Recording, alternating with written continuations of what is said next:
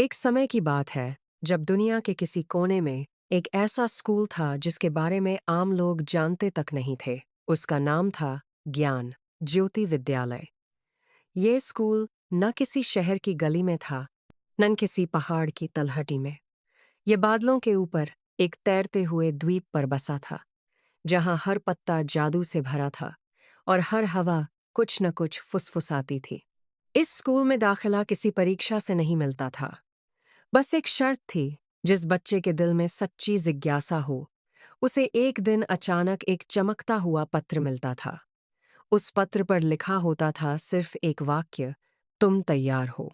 ऐसे ही एक सुबह एक छोटी सी लड़की आरव, जो गांव के किनारे रहती थी और रातों को तारों से बातें किया करती थी, उसे भी वह पत्र मिला। वह डरी भी, घबराई भी, पर उसके कदम खुद उस रास्ते पर चल पड़े जो बादलों की ओर जाता था। जब आरव पहली बार स्कूल के दरवाजे पर पहुंची, तो उसने देखा कि दरवाजा खुद उससे बात कर रहा था। उसने कहा, तुम्हारी सबसे बड़ी ताकत क्या है? आरव ने सोचा और कहा, मैं सवाल पूछना जानती हूँ। दरवाजा मुस्कुराया और खुल गया। अंदर एक अलग ही दुनिया थी। कक्षाएं हवा में तैरती थीं, किताबें खुद पढ़ी जाती थीं। एक शिक्षक थे, गुरु वायुसेन, जिनकी आंखें आकाश जैसी गहरी थीं और जिनकी आवाज में बारिश की लय थी। वे कहते थे, यहाँ जादू सीखने नहीं आते, यहाँ खुद को समझने आते हैं। आरव ने देखा कि हर बच्चे के अंदर एक अलग शक्ति थी।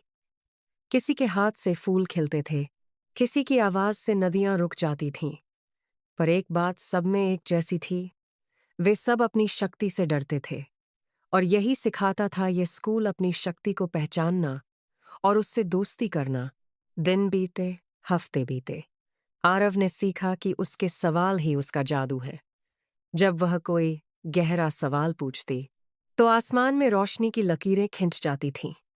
एक दिन एक बड़ा संकट आया। स्कूल का वह जादुई द्वीप धीरे धीरे डूबने लगा। सब घबरा गए। गुरु वायुसेन बोले, इसे सिर्फ वही बचा सकता है जो सबसे सच्चा सवाल पूछे। सब चुप थे। तब आरव आगे आई और उसने पूछा, हम यहाँ क्यों हैं? और उस एक सवाल की गूंज से पूरा द्वीप फिर से जाग उठा। बादलों में बिजली कौंधी, जड़ें मजबूत हुईं और स्कूल फिर से ऊंचा उठ गया।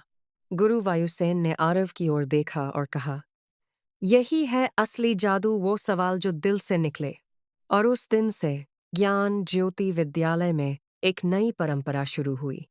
हर नए छात्र को पहले दिन एक सवाल पूछना होता था खुद से, क्योंकि जो खुद से सवाल कर सके वही सच्चा जादूगर है।